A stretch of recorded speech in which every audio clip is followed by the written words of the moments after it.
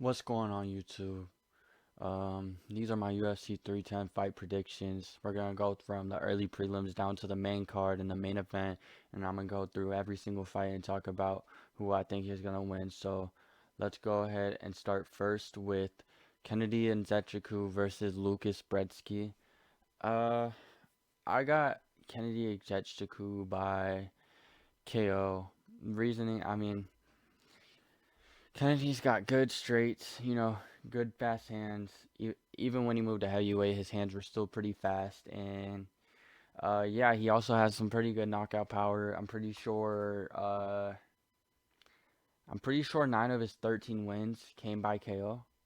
So yeah, he got pretty good KO power. And Bretsky's power or chin isn't the greatest, to be honest. Out of his 5 losses, 3 of them came by knockout. So, I just expect Kennedy to piece him up. He has good head movement. He he has decent cardio, good movement on the feet. Um, yeah, there's not really much to say about this fight, you guys. To be honest, I will give credit to Lucas. He does have decent leg kicks as well, fast hands, kinda, and yeah. Bretsky usually gets hit a lot. I'm gonna be honest. Bretsky gets hit a good amount. He got hit a lot in his last fight against McParkin, and I just expect Kennedy being able to hit him even more, considering he has the reach advantage and a big reach advantage, as you can see on the screen, and he has a pretty good height advantage as well. So I think I'm not too sure though, but yeah, for those reasons, give me Kennedy and Nzechukwu to win this fight by KO in the first or second round. Next up, we got Clay Guida versus Chase Hooper. Okay, I got Chase Hooper on this one. I think this one's pretty easy. One of the easier picks on the card, in my opinion. It feels like out with the old, in with the new type of fight. Yeah, yeah. Uh, Also, just a little mention. Clay Guida, he lost to Chase Hooper. I'm pretty sure last year or earlier this year. I'm pretty sure, or maybe it was longer ago. I don't remember, but he Clay Guida lost to Chase Hooper in a grappling match in the first round. So yeah, if that obviously tells us who's better on the ground, and I think Chase Hooper is um fuck, what's the word for that? Chase Hooper is okay. Let's just say Chase Hooper is getting better at striking. He's okay. He's improving. Chase Hooper is improving every fight in his all-around MMA game, and I just think he's gonna come back better than he did in his last fight. And in his last fight, he looked dominant against Borshev, dropping a good, I'm pretty sure, world champion kickboxer, if not a very good kickboxer. He dropped him in the first round, like 45 seconds in, and then he just continued to beat Borshev's ass on the ground with mean ground and pound. And I just think it's gonna look like it's just gonna look like domination for Chase Hooper, you guys. So give me Chase Hooper by first or second round submission. Let's go with Chase Hooper second round submission. And yeah, next fight we got Michael Chiesa versus Max Griffin. Give me Max Griffin by unanimous decision. I, s- I don't know. I just feel like Max Griffin's faster on the feet. He's better on the feet. Michael Chiesa's got a decently sneaky left, like a left straight. So that's pretty good. Uh, but Michael Chiesa's pretty shit on the feet. He's slow. He's sloppy. I don't know. He's just pretty ass. He's very stiff on the feet as well. And some people could be stiff on the feet and still manage to get a KO. Michael Chiesa cannot. Max Griffin has like no threat on the feet with Michael Chiesa. Michael Chiesa has 0 KOs in his whole career. And uh, Chiesa also does get hit a good amount on the feet. And Max Griffin is a very fast striker. He does have decent power in his hands. Uh, I think, yeah, he has nine. Max Griffin has 9 wins by KO, 20 victories in total. And yeah, he's just way cleaner on the feet, nice straights, um, as well as his combos. He has pretty good takedown defense as well to stay away from Chiesa with 68% takedown defense, I'm pretty sure. And he has 16 fights in the UFC, so 68% takedown defense is not horrible, in my opinion, especially with someone like Chiesa. Chiesa is mad stiff. So, yeah, give me Max Griffin by 29-28 unanimous decision after defending takedowns and landing the cleaner strikes throughout the fight. So that's what I expect for this fight. Give me Max Griffin unanimous decision. Next up, we got a banger. We got Cody Durden versus Joshua Van. This fight's gonna be a fucking banger, bro. Uh, we got number 14, Cody Durden. Let's just start off with saying that he got bad striking defense. Though he does have pretty decent combos, throws wild overhands a lot, which can get him caught by someone like Van, because Van is very technical. You know, I feel like Van might get hit with the overhand a couple times, but he's very smart, and I think he'll be able to pick up on it and counter it. So, yeah. Uh, Cody Durden does got pretty good wrestling, but so I think Joshua Van has good wrestling as well. On top of that, he has great takedown defense. Um,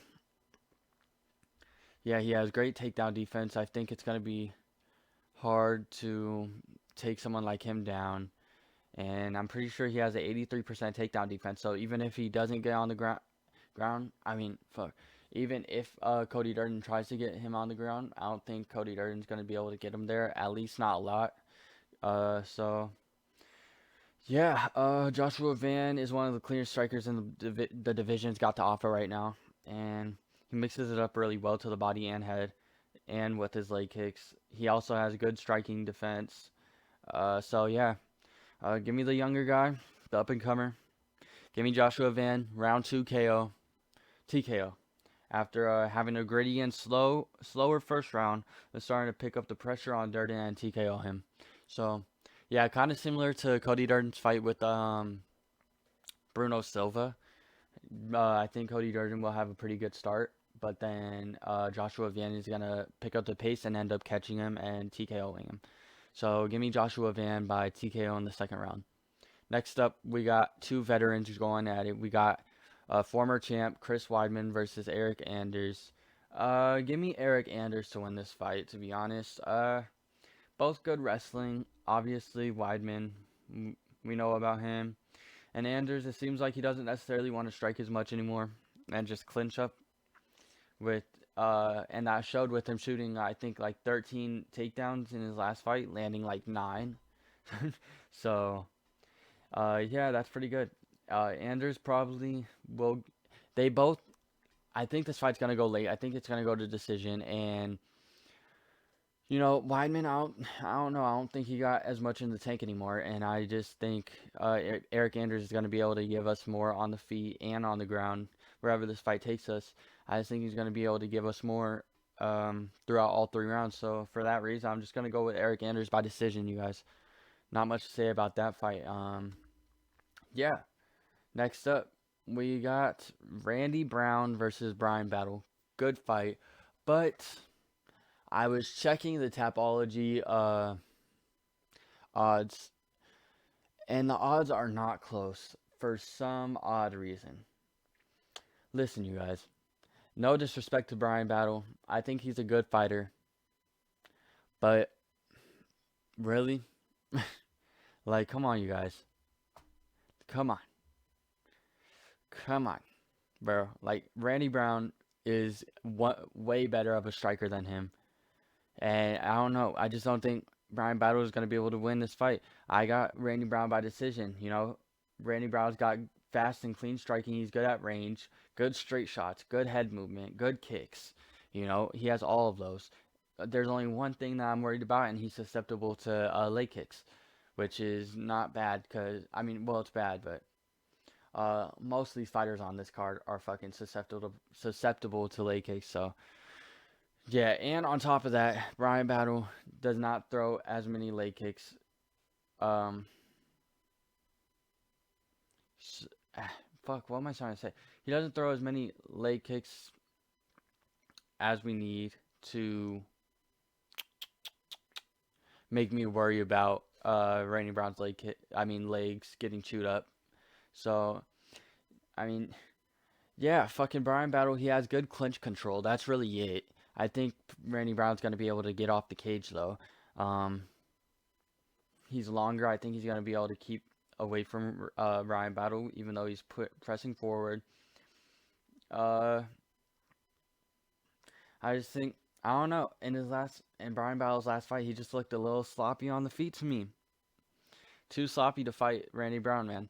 I think Randy Brown looked sharp all throughout all 3 rounds, while Brian Battle looked like he was gassing out in the end of the first. So, I'm gonna be honest, you guys. Give me Randy Brown by a unanimous decision or a late fight TKO. That's what I'm going with, you guys. Next up, we got Movsar Evloev versus Aljamain Sterling. Uh, I don't know. I just think this is a very close fight. I just think it's gonna come down to who's better on the feet and who's more polished on the feet. And in my opinion, you guys, I'm gonna say Movsar Evloev is better on the feet than Aljamain Sterling. Not by much, but he is better. And I just think there's gonna be a good amount of grappling exchanges in this fight. There's gonna be a bunch of clinch control by Evloev, and I don't know. I just feel like when they are on the feet, Evloev's going to be winning that battle. And yeah, so not really much to talk about on this fight, you guys. I'm going to go Movsar Evloev to win this fight by a boring unanimous decision win. Maybe split decision, actually. So yeah. Either way, Movsar Evloev decision win. Improving to 19-0. And yeah. Next up, we got Vicente Luque versus Themba Gorimbo. Themba Gorimbo is coming on at fuck is coming into this fight on a 3 week short notice after Nick Diaz dropped out of the fight. Yeah, I'm gonna be honest, you guys. I got Themba Gorimbo winning this fight. I don't know, man. Uh, Vicente Luque hasn't been doing hot as of late. But he has lost to good competition lately. And Joaquin Buckley, which he's in the main event next week versus Covington. So, not a bad loss. That one's aging pretty well. Then we got Jeff Neal. Um, Jeff Neal TKO'd him, beat his ass. That's a pretty decent loss to have. I mean, it's not horrible. And then we got the champ, Belal Muhammad. So, yeah, not too bad. But yeah, Vicente Luque is not doing hot, and Gorimbo is on a hot streak right now. So yeah, Vicente Luque has good takedown defense. For Themba Gorimbo's wrestling, he has like a 62% takedown defense. So I think he's gonna be able to defend a good amount of takedowns, maybe. But both have good striking. Themba Gorimbo's the longer guy.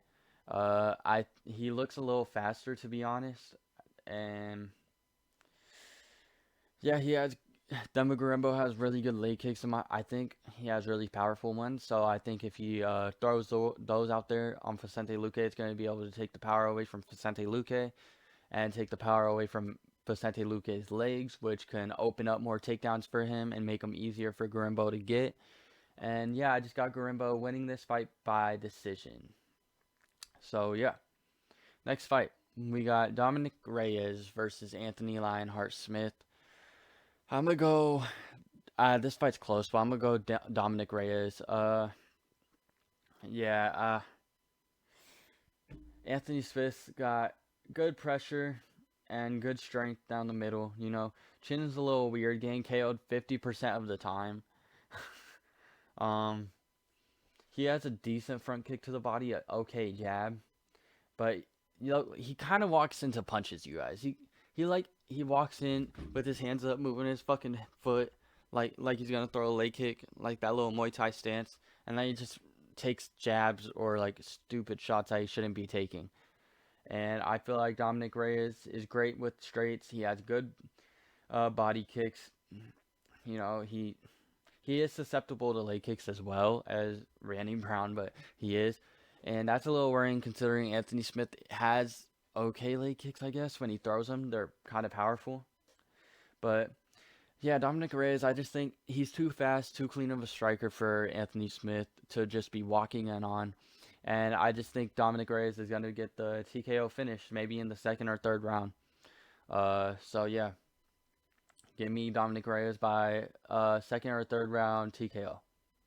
Next up, opening the pay-per-view, we got Nate the Train, baby. We got Nate Landwehr versus Doo-Ho Choi. This is gonna be a banger. Someone might be getting slept in this fight, you guys. Someone might be getting slept in this fight, you guys. So, yeah, Nate the Train, man. He kind of gets rocked a lot, you guys. I'm gonna be honest. he he got rocked early in his last fight against Jamal Emmers, got dropped, but he did come back. Um, Lo Doo-Ho Choi is a pretty fucking powerful guy. Sorry, you guys, my nose is itchy. Allergies, man.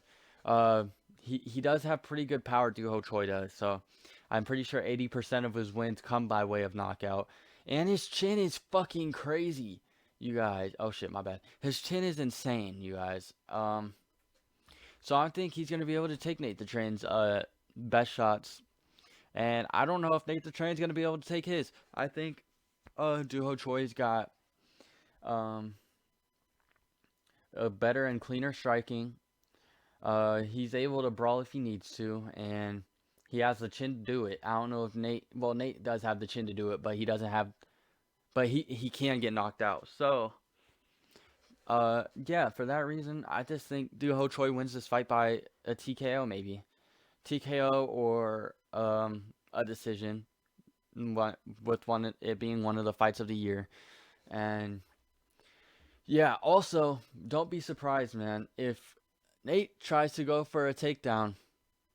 Don't be surprised if we get a guillotine victory from Doo-Ho Choi, man. His last fight, he was definitely not being silly, and he was jumping the gilly every single chance he took, bro. He had like he jumped like 4 guillotines in the first round, bro, against Bill Algeo. So don't be surprised, man. Don't be surprised, man. If Doo-Ho Choi gets that sub victory, man, his second one of his career, man. But I am expecting a KO from Doo-Ho Choi or a decision from Doo-Ho Choi. I just expect Doo-Ho Choi to do better in this fight. So yeah. Next up, we got Bryce Mitchell versus Kron Gracie. Yeah, not much to say about this fight, you guys. Let's just be honest here. Kron Gracie's only getting this fight because he's getting gifted this fight only because of his fucking name. And, you know, this isn't going to be a good Christmas present for him. Let's just be honest here, man. Bryce Mitchell is way better than him, man.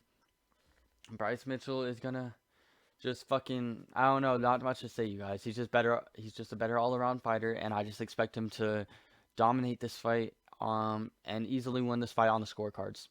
So, yeah, fucking next up. We got the last 3 fights of the night. We got Cyril Gane versus Alexander Volkov. I almost said Alexander Volkanovski. Fucking yeah.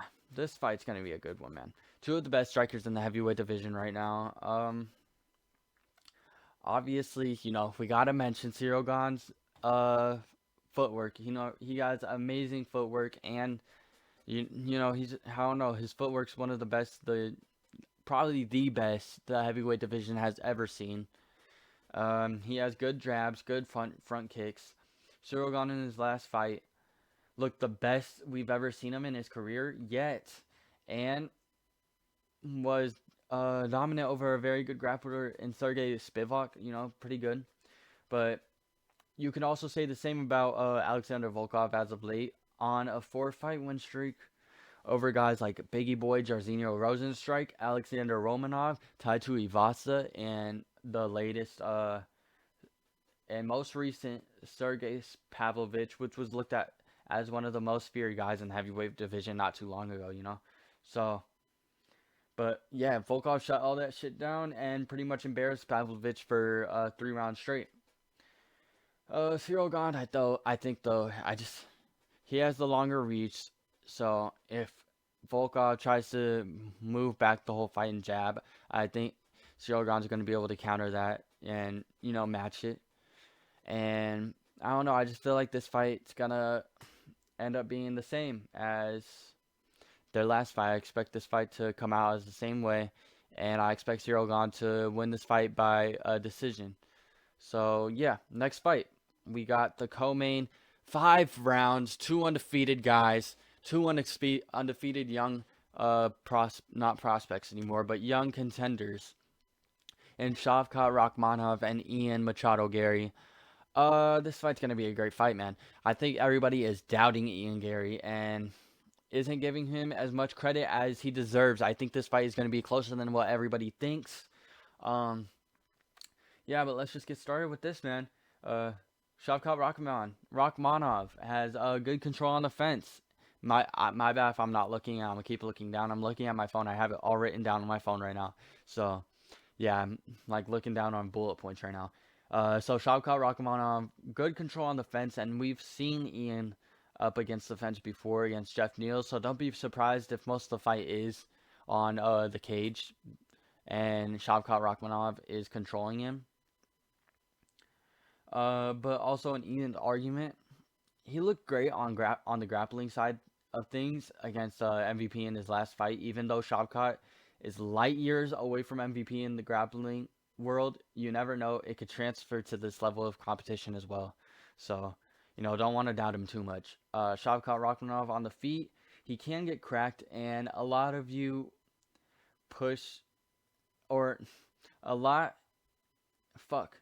Okay, on the feet though, he can get cracked a lot if you push him into getting into a firefight with you, which Ian Gary can get into a firefight, but I don't expect him to do it. He's too technical for that. And Shavkat does have a good straight right hand though. I'll give him that. Very good and dominant on the ground, obviously. Even though he always manages to get finishes, he does have sus cardio, and I'm kind of worried if he doesn't get this finish on Ian. Um, yeah, if he doesn't get this finish on Ian, I'm kind of scared for his cardio for 5 rounds. I know Ian's able to go 5 rounds. We've seen him go 5 rounds before on the regional scene, and he did great. So this fight's hard, dude. Part of me really wants to go with Ian Gary, to be honest with y'all. But fuck, man. I'm gonna go Shavkat Rakhmonov by round 4 submission or a decision. I don't know. I'm not too confident in this pick, you guys. So not a fight I'd bet on, to be honest. But next up, we got the main event of the evening with the debut of a big Japanese star in Kai Asakura.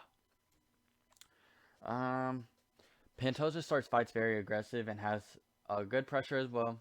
Known for having an insane chin, so he could definitely take Kai Asakura's shots. But Kai has a great knee down the middle, a good ass knee down the middle to the body, as we could see. If you look at his resume, his last 2 fights ended by a stoppage due to the knee to the body.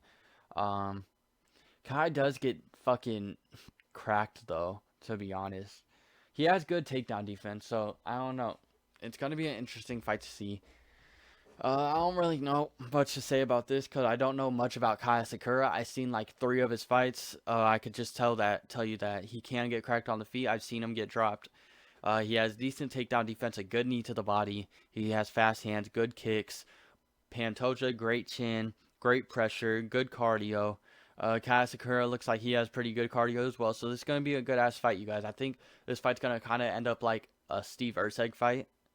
Pantoja versus Steve Erceg fight. So, yeah, this fight's gonna be close though as well. I'm gonna slightly have to go with Pantoja though. I just feel like Kai Sakura from from not the regional scene, from rising to the top of the UFC division, a champion. I just think that's going to be a bit too big of a step up in competition. And it's kind of going to shock Asakura, and I have Alexandre Pantoja to win this fight by decision. So that's all I got for y'all today. I hope y'all enjoyed this video, and um yeah. Hope y'all enjoyed the video. Hope y'all enjoyed the predictions. Tell me which fights you disagree with, and let me know y'all predictions and who y'all got in the main event in the comments below. And yeah, that's all I got for y'all today. Peace out, man.